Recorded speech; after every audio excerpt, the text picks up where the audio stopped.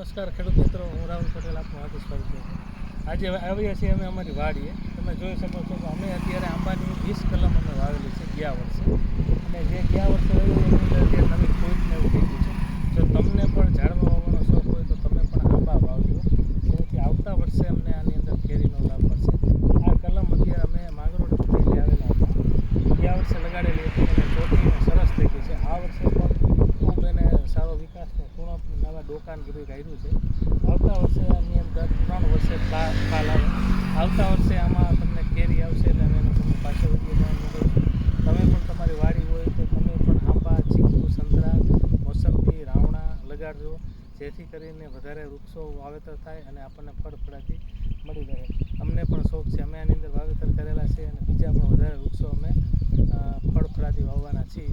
આ વર્ષે પાછા વરસાદ થઈ ગયો છે એટલે અઠવાડિયાની અંદર પાછા નવા વૃક્ષો અમે વાવવાના છે.